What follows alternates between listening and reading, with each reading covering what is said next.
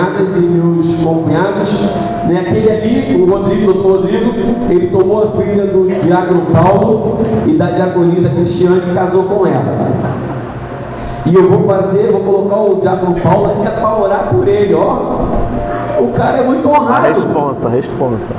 Vem cá, por favor, diácono Paulo. Vamos dar uma salva de palmas para essa família aqui? Amém? Vem cá, amém? Gente, pastor vai dar para agora. Gente, é festa. Valeu? São 50 anos, até meia-noite ainda é dia. Quem mora mais longe aqui é o pastor Martim, que mora logo ali. Cachoeira de Macacu. Diácono Paulo vai estar orando pelo Rodrigo, amém? Ele tem uma palavra para nós. Eu acredito que vai abençoar a nossa vida, amém, queridos? Glória a Deus. Graça e paz a todos, em nome de Jesus, amém? Pai, no nome de Jesus, Deus, nós queremos neste momento, Senhor, apresentar o teu filho diante de ti, ó Pai. Meu Deus, que o Senhor possa usar, Senhor, com toda a unção, com todo o poder, com toda a autoridade. Meu Deus, que o Senhor venha falar, Senhor, nesta noite, a tua igreja, Senhor. Ó Deus, não aquilo que queremos ouvir, mas aquilo que precisamos ouvir de ti, ó Pai. Toma teu filho, Senhor, neste momento, ó Pai. Usa, Senhor, com o teu poder, Pai. Usa com toda a autoridade do teu Espírito Santo, ó Deus. E fala, Deus, a tua igreja nesta noite.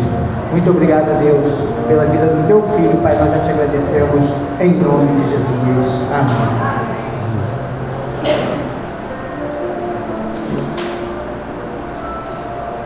Boa noite, igreja. Paz de Cristo, amém? Dia lindo, né? 50 anos. 50 anos, bodas de ouro, não é isso? E eu estava ali refletindo sobre isso agora, sobre como o ouro é refinado, né? O ouro é refinado no fogo. E quantas coisas a Igreja Batista Monte Carmelo, obrigado, tio, ela já não superou,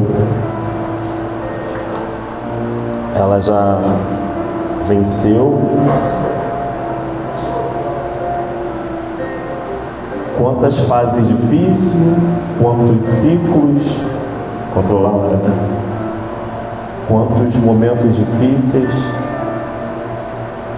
Porém, Ebenezer, até aqui nos ajudou o Senhor. Estamos aqui celebrando 50 anos. Não são 50 dias. Vamos aplaudir o Senhor por 50 anos, glorificar o nome do Senhor, que manteve essa porta aqui, trazendo vida, restauração, salvação. Quantas famílias restauradas, quantas vidas transformadas através deste lugar. Eu gosto muito do versículo que diz o seguinte, que é o Salmo 115, acho que 14. Os altos montes pertencem ao Senhor, mas a terra Ele confiou a homens. O Senhor conta conosco. Me chamo Rodrigo Bernardo, como o pastor Vanderlei me apresentou. Sou casado com a Carol, sou pai da Luiz e da Sofia e atualmente eu congrego na Igreja Batista Atitude, na Ilha do Governador. E é uma honra, né, estar aqui compartilhando um pouquinho com vocês daquilo que Deus tem feito na minha vida e na minha família.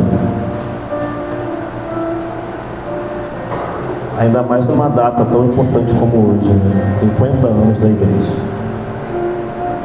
Antes de falar da nossa história de fato, né? Eu quero falar um pouco de mim, porque há uma semana atrás, hoje é sábado, o pastor Vanderlei não sabe, e a pastora Cátia não sabe, mas eu olhei para Deus e falou assim: Senhor, eu não quero mais.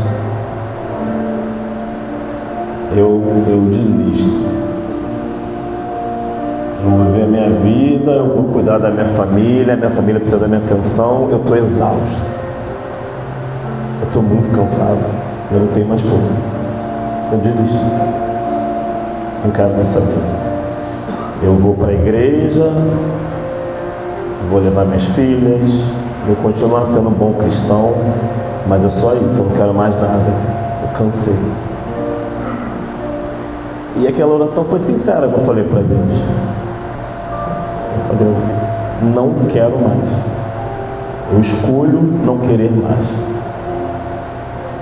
E eu me abro com muita sinceridade, porque se eu perguntar para vocês como vocês estão hoje, talvez alguns, não poucos, estejam se sentindo assim, cansados, exaustos, tanta luta, tanta coisa. A vida é tão difícil, né? Tão desafiadora. A gente acha que a gente não dá conta. A gente acha que iremos sucumbir aos inimigos que levantam contra nós. Parece que são tantos exércitos, tantas coisas, tanta coisa acontecendo ao mesmo tempo que a gente acha que não vai dar conta.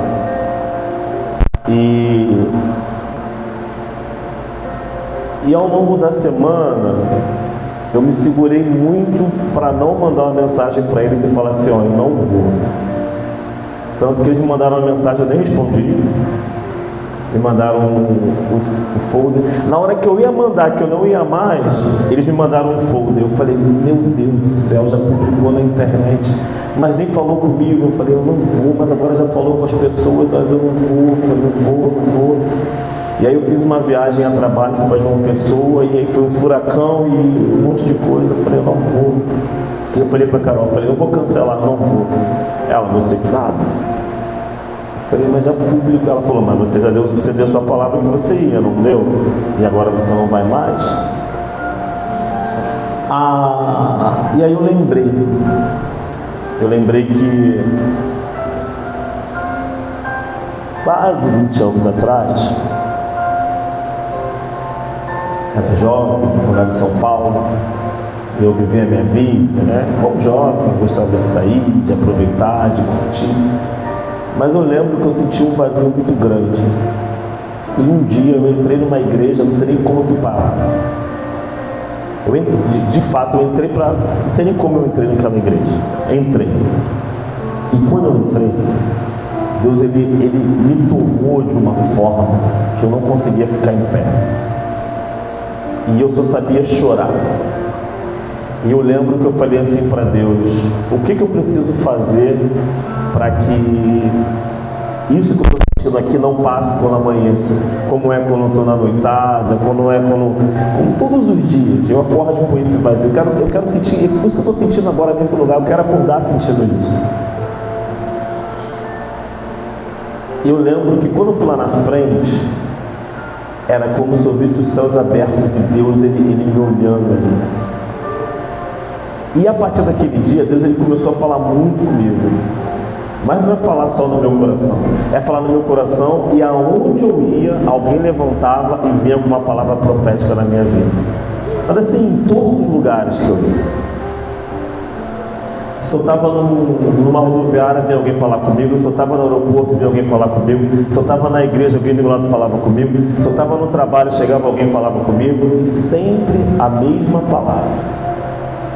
Deus ele tem isso para a tua vida, ele vai fazer isso, exatamente como as coisas foram acontecendo ao longo do ano.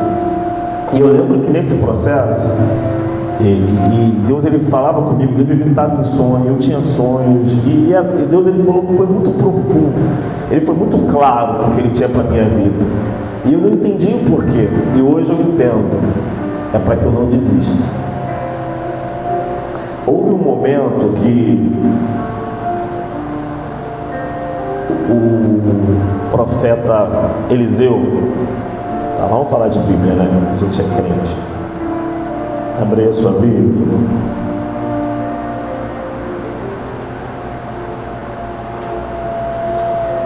Em 2 Reis 6, do 15 ao 17. 2 Reis.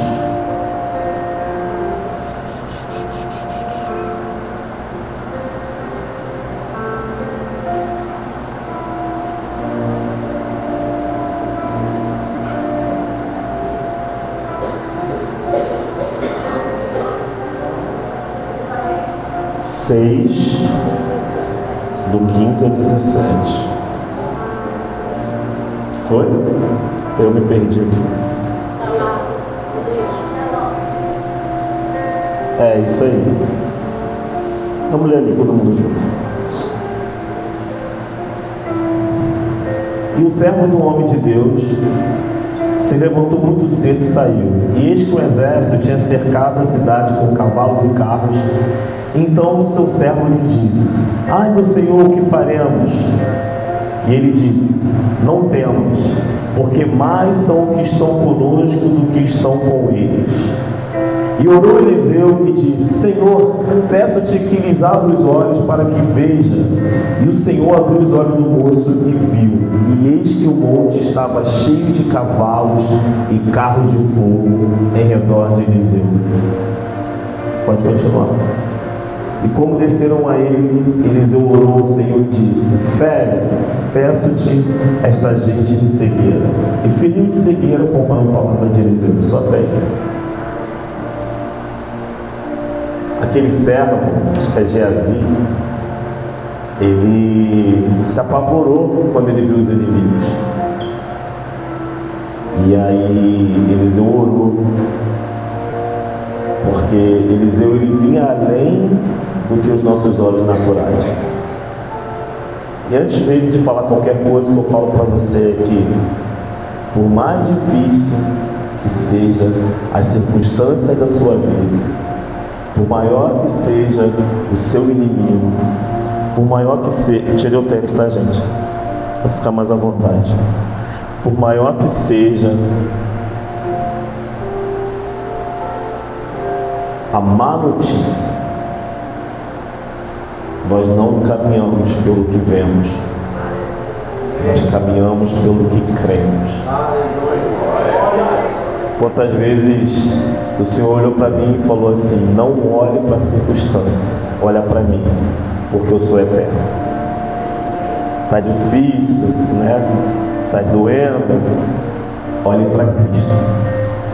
Fita os seus olhos na eternidade, porque para nós que cremos, o fim é só o começo. E antes ainda de entrar na história, eu lembro que eu quero falar um pouco disso, porque eu estava de fato disposto a não prosseguir. E aí eu lembrei de muitas coisas que aconteceram. Eu entrei numa igreja que era num quarto dessa igreja aqui no Rio, essa Assembleia de Deus do Reteté, né? O pessoal girando no manto. Eu entrei para visitar, isso há quase 20 anos atrás. E aí quando eu entrei, eu sentei, chegou um pastor e falou assim, que não me conhecia. Eu estava indo lá pela primeira vez, ele não sabia quem eu era, não sabia da minha vida, não sabia da minha história. E ele falou assim: eu sonhei com você sem te conhecer. Posso orar por você? Porque eu sonhei com você essa noite. Eu falei assim: pode. Me chamou na frente. E aí ele começou a orar. E ali o Senhor começou a falar comigo profundamente de toda a minha história e do que Ele tinha para a minha vida. E o Senhor repetia muitas vezes: eu te chamei para pregar a minha palavra, incessantemente.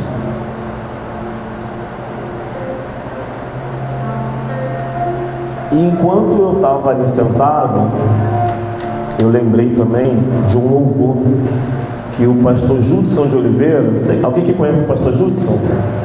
Judson Oliveira, ele é bênção, ele é cantor e é pastor. É bênção, agora ele está nos Estados Unidos, ele canta também, né, em alguns lugares. E aí ele cantou assim no dia, né? Eu não sei cantar não, mas eu vou cantar aqui. Eu nunca me esquecerei do dia que o Senhor me chamou e sem hesitar eu disse sim. Eis-me aqui, os anos se passaram, decepções vieram, ferido fui, machucado fui, Deu vontade de voltar atrás, deu vontade de largar o arado e fugir, mas valeu a pena, meu Deus, valeu a pena, mas valeu a pena, larga tudo por ti. E ele continuou cantando assim. No dia que eu me converti, eu contei aqui: usa-me, por favor, usa-me, aonde tu quiseres, como desejares, por favor, usa-me. E a pergunta que eu te faço nessa noite é: o quão ferido você já não foi na sua caminhada? Ou você não está machucado, magoado, sangrando? Casei com a Carol 15 anos atrás, planejamos uma gravidez, até que, como planejado, a Carol engravidou. Deus, ele falava muito comigo sobre gravidez. Antes de engravidar, eu tinha sonho com ela grávida, eu tinha sonho com o bebê. E em alguns momentos, tem uns que eu lembro claramente, em algumas orações, já tiveram alguns moveres que Deus, ele mandava botar a mão no ventre dela e profetizar. Teve uma vez que foi muito profundo, muito profundo. O Espírito Santo, ele de uma forma muito profunda, assim, e eu profetizava coisas profundas que eu não conseguia entender, mas eu sabia que tinha algo envolvendo o gerar, a gestação. Eu achei que Deus estava curando o útero dela e ela não poderia ter filho. Eu sabia que tinha algo, que o nosso gerar, eu sempre soube que tinha algo, porque Deus, ele sempre falou comigo que teria algo no gerar, e nesse dia ficou muito claro. Eu sabia que tinha algo, mas eu nunca imaginava que seria o que foi. Carol engravidou, e ali naquele momento foi uma grande alegria, né? E como eu disse, desde quando eu me converti, Deus, ele falava muito comigo claramente, né? Eu aprendi a discernir a voz de Deus, não ter dúvida de quando Deus falava comigo. E eu lembro que a gente estava tentando há alguns meses, e eu tinha orado a Deus. Eu falei assim: Senhor, quando ela estiver grávida, eu não quero que ninguém me conte, eu quero que o Senhor me conte. Eu lembro que eu estava indo para casa, e quando eu estava virando a esquina de casa, Deus falou comigo assim: ela está grávida. Estava chegando em casa. Só que como eu ficava muito ansioso para ser pai, né? Sou ansioso, agitado. Ela sempre falava assim: ah não, desceu, fiquei menstruada, não veio. E ela tinha falado que tinha vindo, para que eu não criasse expectativa, mas não tinha.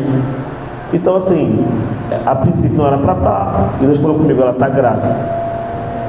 E aí quando eu cheguei em casa, ela tinha feito uma surpresa. E já tinha feito exame de sangue, estava super feliz, aquela alegria, né? Vamos ter um filho, e aquele romance todo da gravidez. Posteriormente, marcamos uma ultrassonografia, eu acompanhei, e aí ouvimos o coração, parecia um cavalo galopando, né? E estava tudo certinho, a gravidez estava tudo bonitinho, estava lá, o colo do útero fechadinho, tudo certo, conforme o protocolo. E depois disso, fomos para casa, passaram-se alguns dias, e aí eu tive um sonho. E aí no sonho que eu tive, foi um sonho muito real. Era uma sala de ultrassonografia, tinha uma televisão no canto da sala, uma sala escura, e aí eu vi um feto de pé e uma mão próxima do pé, e eu falava assim no sonho: o que essa mão está fazendo aí se o bebê está em pé? Aí uma voz falava assim: então, são dois bebês, um está escondido atrás do outro, e vocês só vão descobrir na próxima outra. E eu ficava assim: dois! Meu Deus, eu ficava andando assim na sala: dois, desesperado, né? Porque é tudo em dobro, inclusive o custo. No sonho já estava assustado já. E aí, acordei. E quando eu acordei, a Carol acordou e o Espírito Santo de Deus falou comigo. Pergunta a ela se ela sonhou algo. Aí eu olhei para a cara dela. Bom dia, irmão, você sonhou alguma coisa essa noite? Ela, super comum, teve um sonho comum. Para ela não era nada, ela sonhei, tive um sonho. Eu sonhei que eu via duas menininhas de vestido com 1 ano e pouco andando. E eu sabia que eram minhas filhas. E eram gêmeas. Sonho estranho, eu falei, eu sonhei que... Aí eu contei meu sonho, eu falei, acho que são 2. Aí eu perguntei, você sente nada diferente, não? Tá sentindo que são 2, não? E aí ela, não, tô normal. Fomos para a primeira consulta com o médico, levamos o exame, o médico estava tudo certinho. Aí no final eu perguntei, doutor, tem como serem 2 bebês? O médico, não, tá aqui, ó, o exame, tá um só. Eu falei, não, eu sonhei que eram 2, doutor. Aí a médica respondeu, eu sonhei que eram 2 e que um estava escondido. Ela, pai, bebê não se esconde. Se tem um, é um. Eu falei, tá bom. O tempo passou. E aí algumas pessoas começaram a sonhar com gêmeos também. Eu lembro que eu fui contar para a pastora Marilene que eu ia ser pai, né? Eu tenho um carinho enorme por ela. Cresci na Batista. O Anderson, a gente era parceiro, né? De aprontar, de fugir da igreja. E o Paulo ia atrás da gente. Lembra, Paulo, disso? A cara dele de bravo. E aí quando eu contei para ela, ela falou assim, estranho. Eu tive um sonho que eu era avó, mas não era dos meus filhos. Eu era avó de alguém que eu tinha um carinho muito grande e era avó de gêmeos. Eu falei, Jesus, misericórdia. E aí eu lembro também que quando a gente contou para... A Cristina está aqui, tem o Arthur, que é a nossa filhada. E aí ele falou que a tia Carol estava grávida de gêmeos, que eram 2 bebês. Marcamos a segunda ultra. Quando o exame começou, assim que o exame começou, foi a única ultra que nós conseguimos enxergar os 2 bebês. Estavam assim, ó, uma de frente para a outra. Quando o médico começou, são 2. Aí eu quase caí da cadeira, 2. Aí a Carol quase caiu da maca, 2. O médico, sim, são 2 e tão enormes. E aí passou 1 minuto, o médico falou assim, hoje não é meu dia de sorte. Peguei um óbito de mais de 25 semanas e agora eu estou pegando isso. Aí a gente, mas o que está acontecendo, doutor? Não consigo definir o que é, só vejo um problema. Hoje não é o meu dia. Sem ética, sem tato, sem mínimo de empatia. E eu lembro que eu saí desse consultório, a palavra é desesperado, assustado, preocupado, o que está acontecendo. E aí eu liguei para alguns amigos médicos e eles, olha, procura fulano de tal, esse exame não está bem feito, né? Procura um especialista tal, vai nesse lugar aqui, a gente precisa entender o que está acontecendo. Procuramos a nossa obstetra, ela, calma, faz outro exame. E aí fomos em outro lugar. E aí o médico constatou que tinha um problema, mas ele não conseguiu fechar diagnóstico. E aí nós fomos parar com... Era um especialista em medicina fetal no Rio de Janeiro, que era referência. E aí fomos nele, na perinatal lá na Barra. E aí eu lembro que eu tive que marcar com a secretária, ver a agenda dele, né? E aí assim conseguimos uma data. E eu lembro que quando ele começou o exame, ele ligou para mais 2 médicos da equipe dele, porque ele não fez sozinho. E aí eles começaram a conversar entre eles assim. E era assustador porque eles falavam assim, eu acho que isso aqui é um órgão, eu acho que é isso, eu acho que é isso. E a Carol deitada, quietinha, e eu no canto da sala assim, só olhando. Aí eu lembro que teve uma hora que ele olhou para mim e ele falou assim, vocês viram que é algo grave, né? Converso com vocês no final do exame. E eu quieto, ouvindo tudo, e eles falando como se a gente não estivesse ali. Tentando entender o que poderia estar acontecendo. E aí, quando acabou o exame, foi 1 hora e pouca de exame, nós sentamos com esse médico e ele olhou e falou assim: olha, é uma malformação não compatível com a vida. Além disso, esses fetos é uma gestação gemelar rara e grave. Por quê? Porque são gêmeos idênticos, e geralmente os gêmeos idênticos eles são alimentados pela mesma placenta, mas cada uma fica num saquinho gestacional diferente, mesmo sendo idêntico. No caso delas, era uma gestação mono-mono.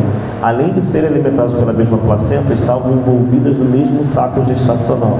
Então, a qualquer momento, com os fetos se movimentando, poderia entrelaçar o cordão umbilical ou ter um choque, porque a pele é muito sensível. Tudo leva a crer que é uma gestação mono-mono, porque isso é tão raro que é difícil diagnosticar no início. Além disso, é uma malformação não compatível com a vida. Toda a conduta vai ser pautada no feto que não tem nada, porém esse feto que tem essa malformação não é um feto viável, ou seja, vai nascer e vai morrer. Enquanto estiver no útero está protegido, saindo dali não vai ter chance. E aí eu falei assim: doutor, quais são as chances para a medicina? Ele falou assim: pai, a medicina não me permite dizer que não tem chance nenhuma. Se preparem, não comprem nada, vejo vocês em 15 dias. Naquele momento, é como se o chão tivesse se aberto e eu tivesse começado a cair em queda livre, sem saber, com uma única certeza de que eu não ia resistir àquilo ali, a me esborrachar no chão. Essa era a única certeza que eu tinha. Eu falo isso porque eu vou tentar resumir a história depois, porque senão vai demorar muito tempo. O primeiro capítulo do livro Gênesis é porque eu faço uma analogia da nossa vida, das nossas lutas, das nossas dores, do dia mal, com o Gênesis, que é a criação de Deus. Porque Deus ele trabalha em processos. Só que o início de tudo é quando a terra era sem forma e vazia. Foi assim que eu me senti. Mas naquele momento foi quando Deus ele soprou o haja luz. E ali começou um processo de ressignificação, de recriação, de fé, de resiliência, de propósito. Porque uma coisa eu posso falar para você: você não é filho do acaso. Você não nasceu pelo acaso. Você não é um acidente da natureza. Você não está aqui por acaso. O Senhor tem um propósito na nossa vida e na nossa família, na nossa história, nas nossas lágrimas e no nosso riso. A sua lágrima tem um propósito, o seu tropeçar tem um propósito. Todos os dias da nossa vida estão nas palmas da mão do Senhor. Você não é filho do acaso. Amém. Para quem caminha com Cristo, o acaso não existe. Eu lembro que eu saí do hospital e sentamos os dois mudos no carro. Eu olhei para ela e falei assim: eu me recuso a chorar o luto de um filho que não morreu. Eu me recuso a chorar o luto de um filho que já morreu. Todos os dias da nossa vida estão escritos nas palmas da mão do Senhor. Nós não somos filhos do acaso. Todo mundo nasce com um propósito. Eu não sei se o propósito da minha filha, porque eu acredito que seja menina, porque tinham 3 meses ainda, não sabia o sexo. O meu papel é fazer com que a minha filha cumpra o papel e o propósito dela. Não importa se vai ser de um dia ou se vai ser de 100 anos, mas eu vou acreditar até o fim. Amém. E eu te levo a refletir nessa noite: será que você não está chorando o luto de algo que não morreu? Se lamentando por algo que você ainda não perdeu? Será que você está deixando o medo dominar a sua vida? O medo te paralisar? O medo de dizer o que você vai fazer, o que você não vai fazer, o que você pode? O Senhor não nos deu um espírito de medo, mas de coragem, ousadia. Não importa o que as circunstâncias digam, a última palavra é do Senhor. Deus, ele pode levar sim, mas a última palavra vai ser dele.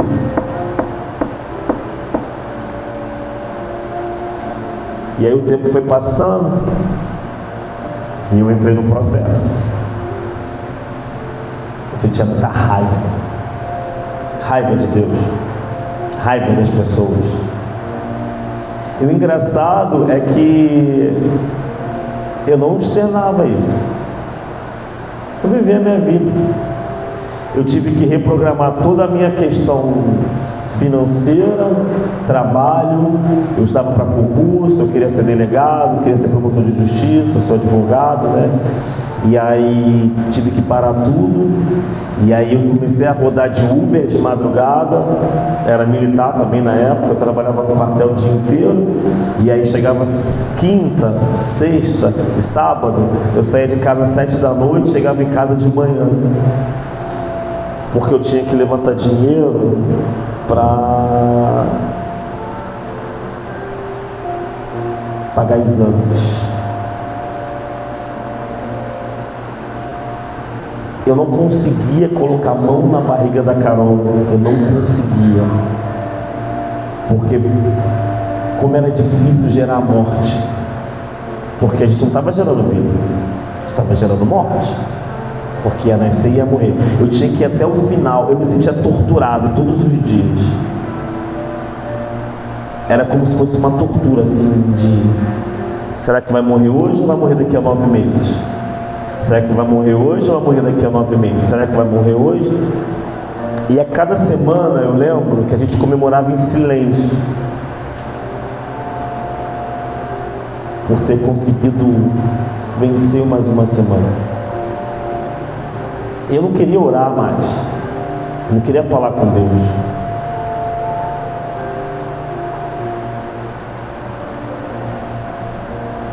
E nessa caminhada, eu posso falar que eu conheço um pouquinho mais da graça do Senhor. Nós não merecemos nada. Não é pelo que você faz, não é pelo que você deixa de fazer, não é pelos seus títulos, não é porque você é bonzinho, é pelo que Cristo já fez há 2000 anos atrás lá na cruz. É pela graça, é favor imerecido. Ele nos ama incondicionalmente, Ele te ama incondicionalmente, Ele é por ti, Ele é por nós. Ele tem uma aliança conosco, e quando Ele diz: eu tenho uma aliança com você, Ele não é homem para que minta, e Ele não quebra a aliança. Mesmo quando nós caímos, mesmo quando nós falhamos, Ele permanece de pé. Ele não volta atrás. E aí eu lembro que nesse processo, só um minuto aqui.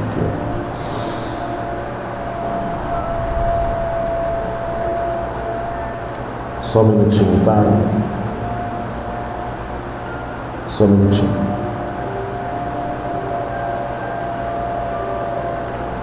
Doutor, tudo bem? Eu estou no evento aqui. Eu vou te mandar o telefone do Cláudio e em meia hora eu te dou um retorno. Desculpa.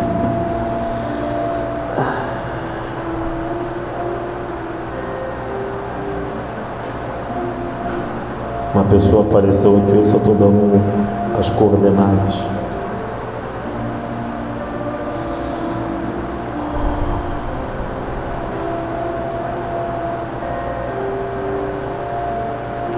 Só adianta que eu cuido de tudo depois, tá bom? Já vou te retornar. Só vai adiantando, pode fazer a remoção que eu cuido de tudo depois. Já te ligo já. Passaram-se 15 dias, nada mudou. Passaram-se 15 dias, nada mudou. Nada mudou. E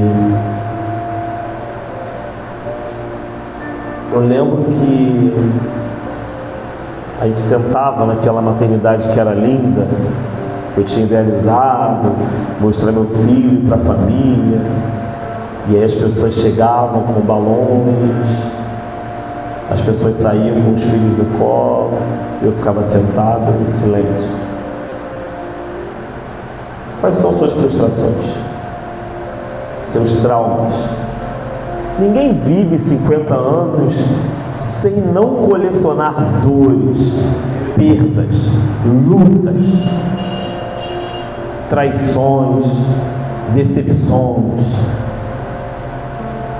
Quais são as dores que você mais cara? Que você senta aí com cara de paisagem, como se tivesse tudo bem, quando não está. Quais são suas raivas?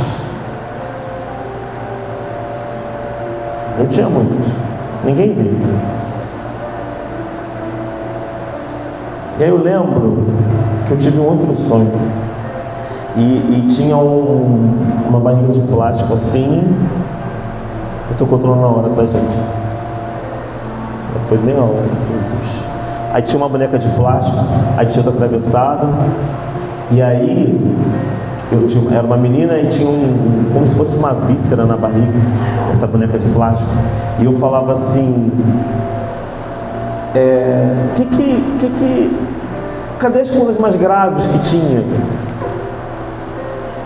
Sumiram. E aí vi uma mão, levantava ali aquela víscera, e eu chorava no sonho. Obrigado, querido. Eu chorava muito, mas eu não conseguia parar de chorar, porque eu sabia que aquele bebê tinha assumido coisas mais graves naquele bebê, passaria por cirurgias ainda, mas algo muito grave tinha assumido. No sonho eu sabia disso, e eu chorava muito. E aí eu acordei. Lembra, né, que eu sentia muita raiva de Deus. E aí depois teve um culto lá numa tia minha, eu lembro, foi o culto da presbiteriana. Sabe que presbiteriana, aquele culto assim muito perene, calmo, leram lá um hinozinho e tal. E aí eu estava ali na palavra, Deus ele falou comigo assim de uma forma muito profunda, assim, que tudo ia ficar bem. Mas uma paz que eu senti, Deus falou assim: vai ficar tudo bem. Senti uma paz tão grande. E aí fomos para a próxima luta depois desse sonho que eu tive. E a médica começou falando assim: que estranho, não tem nada no cérebro dela. Repeti por 3 vezes: que estranho, tá igual da irmã, não tem nada. Vocês lembram que tinha uma imagem que era assim, assim, assim? Até hoje eu sempre uso a sonografia. Eu olho e falo: isso aqui é isso. Ah, tá aqui. Como é que tu vê? Tu é médico? Eu falei: não, sou calejado pela vida. Porque a cada 15 dias eu fazia uma luta, imagina, 8 meses desse jeito. Fiz um monte de luta. E aí ela falou assim: estranho, sumiu. Porque nós fazemos com o mesmo médico, né? Nesse dia que uma médica da equipe dele que fez, porque eram os animais completos. E aí nós sentamos no consultório dele, e eu lembro que quando eu fui para lá, eu falei assim com Deus no meu coração, falei assim: Senhor, que a gente tenha pelo menos uma boa notícia, um fio de esperança, só notícia de morte. Uma boa notícia, algo para a gente se agarrar. E a Carol confessou que ela orou a mesma coisa. E aí ele sentou, olhou assim e falou assim: olha, eu não tinha esperança nesse bebê, e agora até eu tenho. Nós saímos do 0% para 40%, 50%. Não vai ser um caminho fácil. Vou indicar vocês para alguns médicos, são os melhores especialistas do Brasil, mas se a gente quiser ter alguma chance, tem que ser com eles.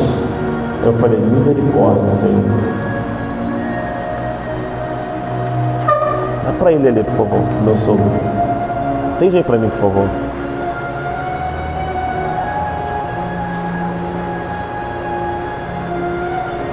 Só um minutinho. Aqui, ó. É lá do trabalho, tá com problema lá. E aí ele falou assim: nós saímos do 0% para 40%, 50%. Eu não tinha esperança nesse bebê, agora até eu tenho.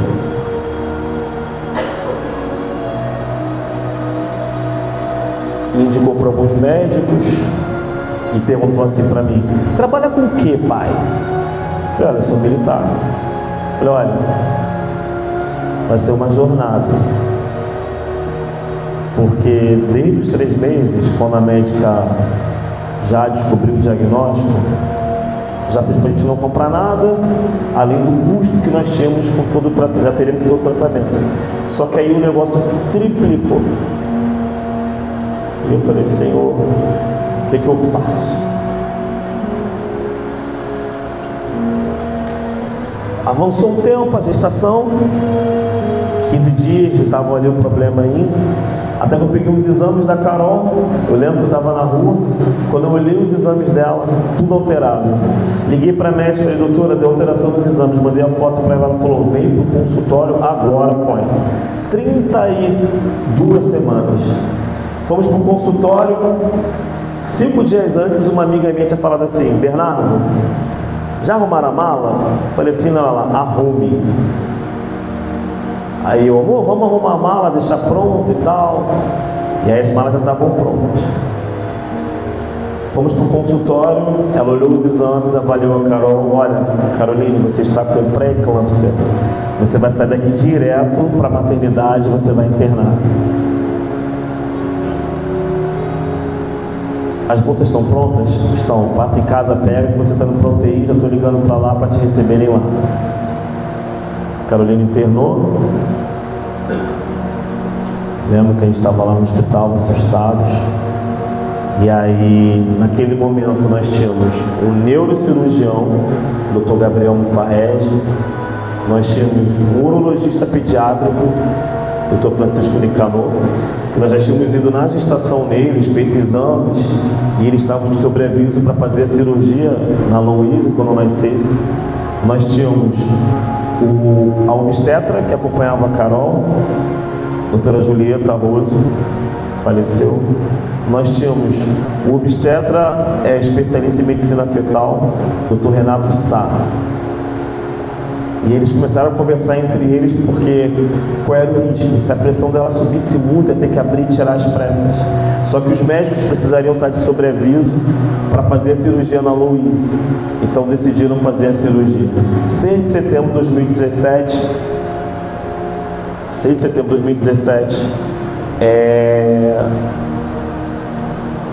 7h33, nasce a Sofia. E aí o médico puxou. Eu lembro que na véspera eu dormi lá. Quando foi mais 11 da noite, a doutora Julieta chegou e falou assim: olha, a Carol vai ter que ir para uma intensiva, mais intensiva do que a CMTI que ela estava. Vai ter que tomar medicação. E aí o pessoal queria me tirar do quarto. Eu não tinha nem como ir embora, porque tinham levado meu carro. E eu falei assim: eu não tenho nem onde dormir. E aí falaram assim: não, pode ficar aqui no quarto. Eu lembro que eu passei a noite sozinho no quarto, e ela passou na UTI. E eu deitei assim na cama, e eu falei assim com Deus. As minhas orações eram muito curtas, assim, muito curtas, porque eu não tinha nem o que orar. Eu falei assim: Senhor, amanhã vai ser um dia muito difícil, me ajuda a descansar. Eu deitei e dormi. Acordei pela manhã. Quando eu encontro com a Carol no centro cirúrgico, a médica falou assim: olha, quando ela sair do centro cirúrgico, ela vai ter que ir para o UTI de novo, porque a pressão dela já disparou, nem começou o exame ainda, nem começou a cirurgia ainda. 7h33, a sala em silêncio, um monte de médicos circulando, eu no canto da sala com o celular filmando, imóvel, e os médicos todos tensos. E aí eu lembro que 7h33 a médica pegou a Sofia e falou assim: peguei uma. 7h33 foi a Luísa. O médico falou assim: peguei uma, ela é enorme. E aí quando puxou, era a Luísa. Quando puxou, o chefe da UTI recebeu ela e já puxou ela para o canto, começou a fazer os procedimentos. E aí ela nasceu com o abdômen tudo aberto, com os órgãos para fora. Essa parte do abdômen. assim, olhando, os médicos assim, manuseando para chorar, respirar, porque eu não sabia se era meu nome. E aí quando eu virei pro lado, aí ela falou assim, peguei outra. Aí pegou a Sofia, tirou. Aí veio uma médica e falou, pai, vem cá, viu que eu estava olhando para o outro, ela conta que quando eu veio o Carol, eu voltei. A Carol começou a passar mal, começou a querer vomitar. E aí anestesiaram ela, colocaram de uma incubadora. E nesse momento a Carolina começou a ter uma hemorragia pós-parto. Levaram ela para o UTI, ela começou a sangrar. E aí eu acompanhei as meninas. Opa, pegou? Estou com o copo na mão aqui. Obrigado, tá? Obrigado, meu querido. E aí eu acompanhei as meninas para a UTI. Ela foi para outra UTI. E aí eu poderia entrar na UTI, né? Porque eu era pai. Deixa eu controlar aqui, ó. Eu era pai. E naquele momento a médica não sabia nem fazer o curativo na Luísa. Ficaram assim, todos assustados, não sabiam o que ia acontecer. E aí eu ficava de uma UTI para outra. E eu lembro, eu falo muito de como eu me sinto no livro. Era como se não tivesse chão. E toda vez que eu passava no bebedouro, eu tomava 3 dedos de água. Porque eu tinha que ficar de pé, eu não podia desmaiar, desabar ou passar mal. Então eu sabia que se eu tomasse água, eu ficaria de pé. E eu lembro que era muita coisa acontecendo. Quando os médicos falavam comigo, eu olhava nos olhos deles assim, e prestava atenção, me concentrava, falava devagar com as pessoas, porque era muita coisa acontecendo assim. Muita dor, muito sofrimento, muita informação. E ficou o dia inteiro. E aí chegou uma hora que a médica veio para mim e falou assim, olha, ela não parou de sangrar, você autoriza a fazer transfusão? Porque os índices dela desabaram. E eu falei assim, doutor, tem que ser feito. E aí a médica já tinha voltado para o consultório, ligaram para a médica voltar, porque para a médica voltar, se ela não parasse o sangramento, ela teria que levar a Carol para o centro cirúrgico de novo, para abrir e retirar o útero, só assim para de sangrar.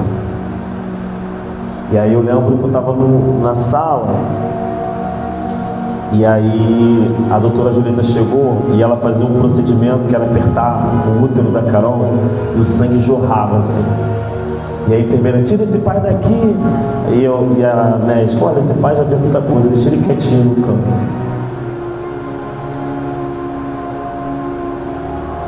E aí, quando foi 3 da tarde, foi a primeira notícia que eu tive da Luísa. Sentou o chefe da UTI e a psicóloga. Ele olhou para mim e falou assim, na sala de reunião da UTI da perinatal da Barra, você quer chamar alguém para entrar com você?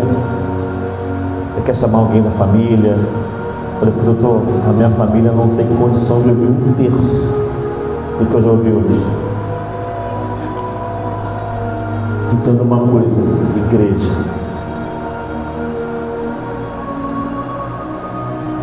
vai ter momentos na tua vida que o Senhor ele vai te isolar para falar contigo. Às vezes está no deserto e fala assim, mas não tem ninguém aqui, eu estou sozinho. Mas foi o Espírito Santo que te levou para lá. Foi Ele que levou Cristo. Ele foi conduzido para o deserto pelo Espírito Santo de Deus. Quando Deus ele quer tratar a gente, Ele separa, Ele isola, para que a gente não ouça ruídos. É a gente e Ele. Muitas vezes nas guerras da vida nos sentimos sozinhos, te grita por socorro, ninguém ouve, porque o Senhor te colocou nesse deserto, porque Ele tem um propósito contigo, Ele tem um plano na tua vida, e nunca a obra que o Senhor tem para fazer através de você vai ser maior do que aquele que Ele tem para fazer em você. Primeiro Ele faz em nós, depois através de nós. Submeta-se aos processos, nunca duvide do amor de Deus. Ele te ama, e é isso isso basta. A graça dele nos basta. E aí, deixa eu avançar porque já estou estourando meu tempo. Nem falei do texto da história. Eu lembro que ele falou assim: olha, a psicóloga e o chefe da UTI, ele falou assim: se sobreviver, não vai andar, não vai falar, vai ter sequela neurológica, vai ter retardo mental. Isso se sobreviver. Não sei se ela vai sobreviver as próximas 24 horas. E eu falei assim: doutor, independente de qualquer coisa, eu tenho uma esposa que está na UTI, precisa de mim. Eu tenho uma filha prematura que precisa de mim. E eu tenho uma outra filha prematura que precisa muito de mim. E eu não tenho outra escolha senão acreditar que tudo vai ficar bem. E ficar bem. Porque elas precisam de mim. Não jogue a toalha. Não jogue a toalha. Não importa o que os homens falem. Não importa o que aconteça. Não importa as suas lutas. Não importa os seus lutos. Não importa as suas dores. Não importa os seus medos, frustrações, decepções, traições. Não jogue a toalha. Confie no amor de Deus. E ali ele autorizou entrar todo mundo, a família toda entrou para conhecer ela, porque eu não sabia se ela ia durar até outro dia. Conheceu até mesmo antes da mãe. Eu lembro que teve uma hora que a minha sogra entrou lá e ela ficou assustada porque aquela estava branca, igual essa parede, desfalecida na cama, não tinha força. Em 5 dias, a Luísa fez a primeira cirurgia. Eu lembro que antes disso, o médico entrou, o urologista, e ele foi entrando, e foi uma comitiva de médico atrás, porque esse médico, ele é um médico famoso no Rio, e ele não costuma ir ao hospital, vai alguém da equipe dele, ele vai operar a criança. E veio uma comitiva lá entrando, ele entrou e ele falou assim: olha, pai, esse é o último nível de malformação compatível com a vida. Ou seja, que tem como a gente tentar fazer algo, fazer uma cirurgia. Depois disso, não poderia nem fazer nada. Não posso prometer nada. É desafiador. Vamos tentar. Com 5 dias, a Luísa fez a primeira cirurgia. Ela colocou colostomia. Ela não tinha tecido para fechar o abdômen ficou aberto com silo, que é um saco amarrando, um buraco na barriga, no tubo. A Sofia prematura, aprendendo ainda a mamar, com ajuda para respirar. E ele falou assim: não teve tecido para fechar, teve que deixar aberto. Com 10 dias, meu Deus, eu passei muito tempo. Com 10 dias, perdão, igreja, hoje eu falei de uma forma totalmente diferente que eu já falei em todos os lugares. Com 10 dias, a Luísa fez a segunda cirurgia. Ela fechou o abdômen. Quando terminou a cirurgia, ele voltou e falou assim: olha, não tinha tecido para fechar, mas eu apertei ali. Não sei se ela vai sobreviver as próximas 48 horas. Em muitos casos não sobrevive, morre, temos que aguardar. E daí nós temos que esperar. Como é difícil esperar, né? Como é difícil. Como é difícil esperar. O que você está esperando? Está gerando angústia. Uma coisa eu aprendi com as esperas, né? Eu que sempre fui muito ansioso. aprendi na marra. Não existe senão, porém, ou qualquer condição para caminhar com Cristo. Ou a gente confia ou a gente não confia. Não existe eu confio mais, eu confio porém, ou eu confio ou eu não confio. Ponto. Quem confia com o porém não confia.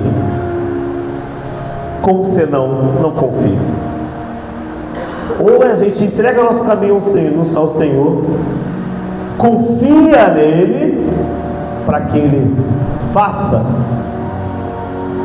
ou a gente entrega segurando e não confia. E aí passaram-se 24 horas, passaram 48 horas e tiraram o tubo, estubaram ela, não sabia se ela conseguia respirar sem o tubo, respirou sem o tubo, todos ficaram surpreendidos. A partir dali iniciaram vários protocolos nela. Ela arrancava os coisas de oxigênio, ela não queria usar nada, ela ficava irritada, ficava melhor sem do que com. Começaram a fazer os exames, fizeram da cabeça, fez uma vez, não deu nada. Mas como assim não deu nada? Eu lembro que passava um round dos médicos, uma junta com 5, 6, 7 médicos, eu ficava no canto, mas não deu nada no exame, como assim? Vamos repetir. Eu falei, ó, não deu nada, isso aqui deu isso aqui, esse exame já saiu. Eu acompanhava tudo. No outro dia, repetiram de novo, fizeram 3 vezes da cabeça, porque não entendia como não tinha nada na cabeça dela, na condição que ela tinha. Fizeram o exame do coração, não deu nada. Ela teve mielomeningocele, a lesão era fechada, não tinha que operar naquele momento, que era um problema que a gente tinha, porque eram muitas cirurgias e era um bebê prematuro, né? Depois fizeram o divisão, que é o fundo de olho, não deu nada, a criança enxergava. Depois fizeram o último, eu lembro que foi de audição, que foi uma fono. Eu lembro que ela fez uma cara, eu falei, Jesus Cristo, a criança é surda, misericórdia. E aí, quando ela terminou, ela falou assim, parabéns, pai. Geralmente a criança demora 6, 7 meses para desenvolver a audição, quase um ano, não lembro qual era dado o tempo, mas a dela já desenvolvida, ela ouve tudo. E fomos para casa. Eu lembro que a Sofia teve alta com 19 dias. A Luísa teve alta com 33 dias. Ninguém entendeu nada. Ela nem tomou banho direito no hospital. A enfermeira falou assim, essa menina ela veio para quebrar todos os paradigmas, porque assim, não tem explicação. E aí fomos para casa, a Luísa com colostomia e toda uma luta. Não é fácil. Não vou romantizar que foi fácil. Não foi. 2 crianças, numa condição dessa, com colostomia, não foi fácil. Foi muito difícil. Mas ao mesmo tempo, nós sempre tivemos paz na nossa casa. Alegria. Como assim? Não sei explicar. Com 6 meses, a Luísa fez a cirurgia na coluna, operou a mielomeningocele, a perninha dela quase não mexia, era mole. E foi uma cirurgia longa, 8, 9, 10 horas, eu não lembro quanto tempo, foi bem longa a cirurgia. E no final o médico voltou e falou assim, a cirurgia foi um sucesso, sua filha vai andar.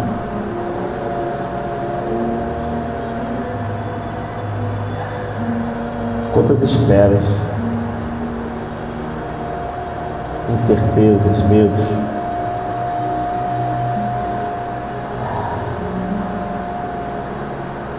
E em determinado momento Deus falou comigo assim, se você não tivesse passado por tudo isso, o que seria diferente na sua casa? E aí eu fiz uma retrospectiva. Praticamente nada. Já ganhou viagem, as pessoas não entendem nada. As pessoas acham que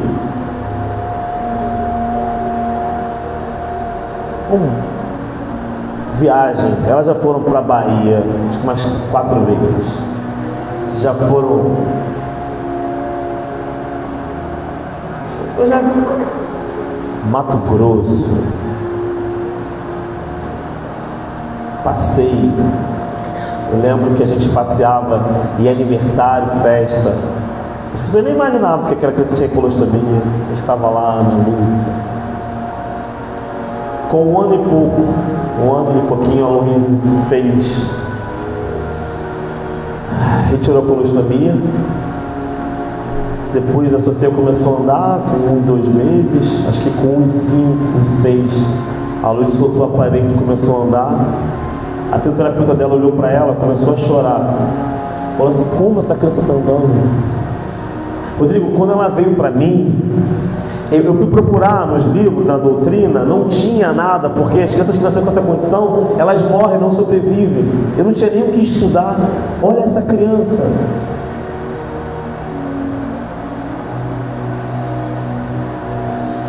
E a partir daí foram uma sequência de cirurgias.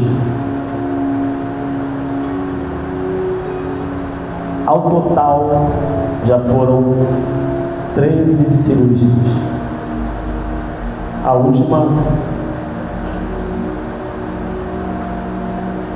foi ano passado, né? Estou perdido. Está fazendo 1 ano agora.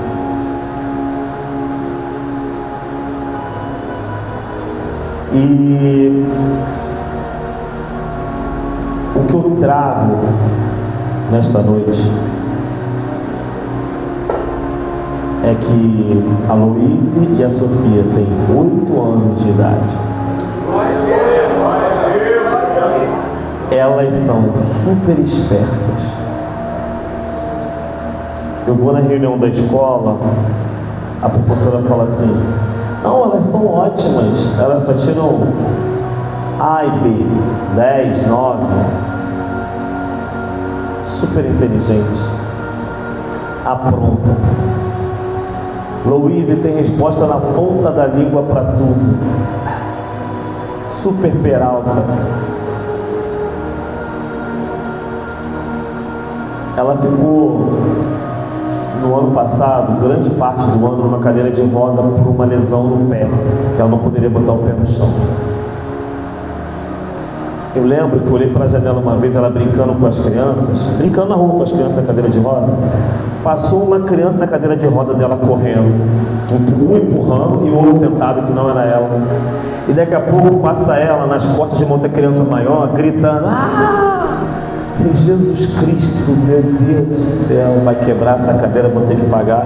Eu: glórias a Deus. Ela brinca, ela corre. Ela tem dificuldade em uma das pernas, ela puxa um pouco a perna, mas isso nunca foi impeditivo para ela nada. Cheia de vida, cheia de alegria. Um dia desse eu cheguei em casa, estavam elas sentadas com a Bíblia, fazendo devocional.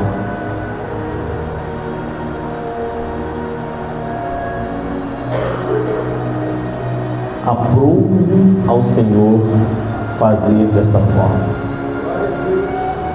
Uns ele cura, outros ele cura no processo, outros ele recolhe. Glórias ao Senhor em todo o tempo. Porque no final vai acabar um dia para todo mundo. Não é a cura, porque aquele que é curado vai morrer uma hora. Você não vai ficar aqui para sempre, querido. Ah, Senhor, me cura. O Senhor tem poder para curar. E Ele cura, porque Ele é o mesmo ontem, hoje e amanhã. Porém, a cura é o meio, porque o rei se importa muito mais com o reino. O reino eterno, o lugar que moraremos eternamente com Ele. Tudo aponta para Ele. O nosso riso aponta para Ele. As nossas lágrimas apontam para Ele. Em tudo confie no amor de Deus.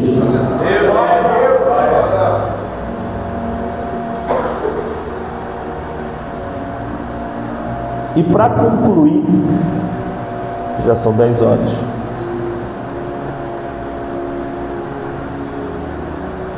Deus, Ele é um Deus de processo. o que o Senhor está tratando com você nessa fase que você está. Não tenha medo. Como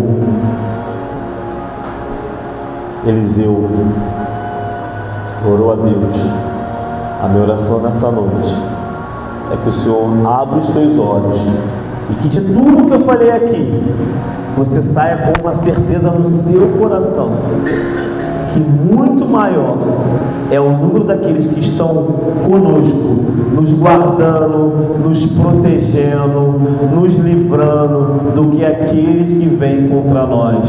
Porque em determinado momento da minha vida eu falei assim: Senhor, me fala um cemitério que eu deito agora, do jeito que eu estou, não me despeço de ninguém, para o Senhor curar minha filha e salvar minha filha. E Ele respondeu: você não precisa fazer isso, porque eu já fiz há 2000 anos atrás, quando eu morri na cruz. Já está consumado.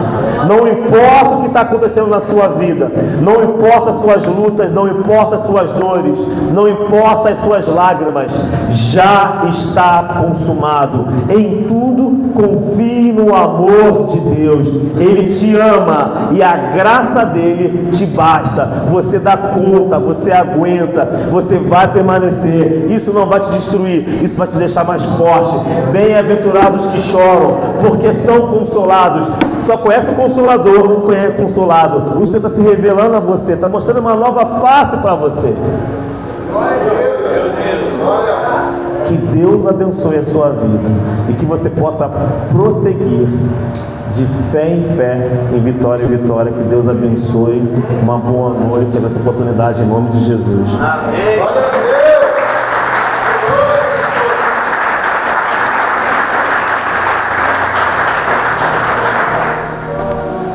Amém. Meu Deus. Cara, Deus dá o cobertor de acordo com o frio mesmo, né? Se alguém quiser adquirir, eu tenho lá depois. Amém. Tá? Isso aqui é para vocês. Amém. As pessoas aí da igreja. Amém. Gente, quem quiser adquirir um livro, né, esse livro Deus deu para ele, é impressionante. Gênesis, o acaso não existe. Ele está ali, né? Você compra o livro e ele faz uma dedicatória para você, tá bom? Cara, o que nós ouvimos aqui foi muito forte, né? É o homem falando: ó, acabou, e Deus falando: eu não dei a palavra final. Não importa a circunstância, o importante é que Deus está se movendo em nosso favor. Não importa se a pessoa diz que não vai conseguir, não importa o que eles vão dizer, o mais importante é nós ouvirmos Deus ministrar o nosso coração.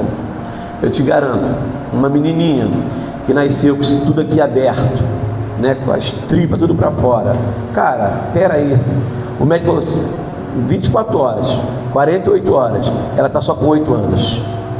E eu conheço, a menina é uma bênção, ela é muito fera, muito fera.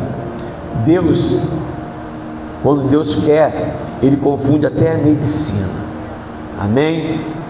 Quando, né, eu lembro que um pastor falou assim: olha, sei o que lá tá com câncer de mama, tem que operar, tem que tirar esse caroço, que o homem também dá câncer de mama, né?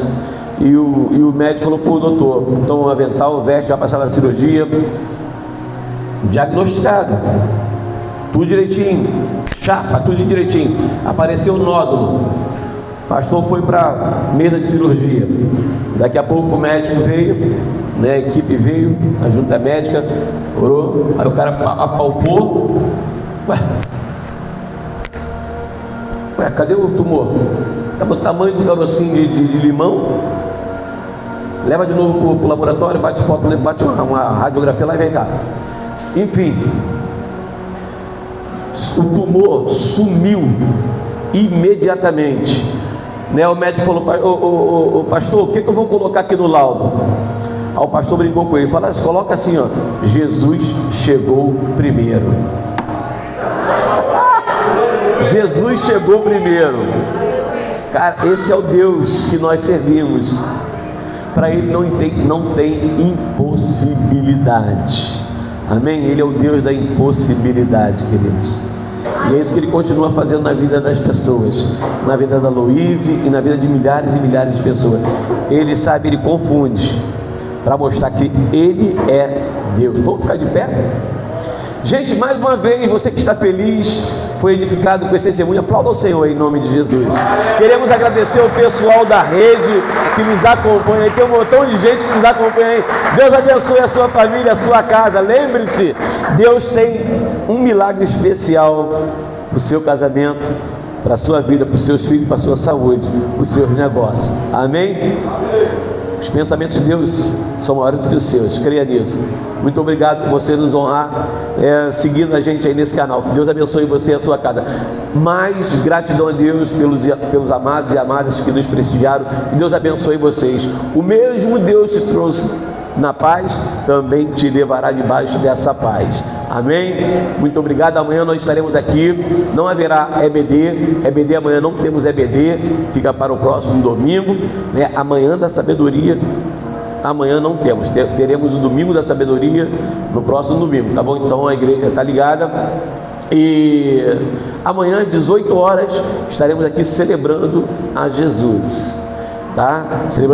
Professor Josiel, ele é um camarada muito tranquilo, muito simples, mas cheio da palavra, cheio da profecia, cheio de Deus. Ele vai estar conosco aqui amanhã. Nosso culto começa às 18 horas. Todos os irmãos estão convidados. Todos os pastores, pastor Martim, pastor Moisés, pastor Improbatório, todos os irmãos estão convidados. Pastor, nós temos culto na nossa igreja. Então cultua lá em nome de Jesus. Mas eu estou te convidando. Amém? Gente, fica aqui o meu carinho, o meu respeito e o meu abraço para cada um. A Igreja Batista Monte Carmelo ama vocês. Amém? Deus abençoe a gente aí no nome de Jesus. Deus amado, querido e santo, daqui a pouco estaremos indo. Ó Deus, pedimos a bênção do Senhor. Toma a nossa vida em tuas mãos. Continua nos guardando, nos protegendo, nos alimentando. Obrigado, Senhor, pela vida da Luíse, que passou por todo esse processo. Ainda está passando, mas é uma vencedora, porque o Senhor a ama. Obrigado pela vida dos pais que conseguiram, foram resilientes, Senhor, romperam em meio a esse deserto, ainda estão passando, mas passando pela prova e dando glória a Deus. Muito obrigado, Senhor. Nós te oramos agradecido no nome de Jesus. Amém, amém. Gente, tem cantina ali, tem um salgado ali que se tu comer, tu vai querer voltar amanhã, terça-feira e domingo que vem, porque é muito bom, ok? Vai fazer uma visita à cantina ali, tá bom? Tem um lanche esperando para você ali quentinho. Deus abençoe a igreja. Que o grande amor de Deus Pai, a graça salvadora de Jesus Cristo nosso Senhor, a comunhão e as doces consolações do Espírito Santo sejam sobre nós que aguardamos a Cristo hoje. Sempre todos digam amém. Agora vamos ministrar uma bênção sacerdotal. Que o Senhor te abençoe e te guarde. Que o Senhor faça resplandecer o teu rosto sobre ti e tenha misericórdia de ti. Que o Senhor sobre ti e te dê a paz. Tenhamos a paz de Cristo em nome de Jesus. Tem uma cantina esperando por vocês ali.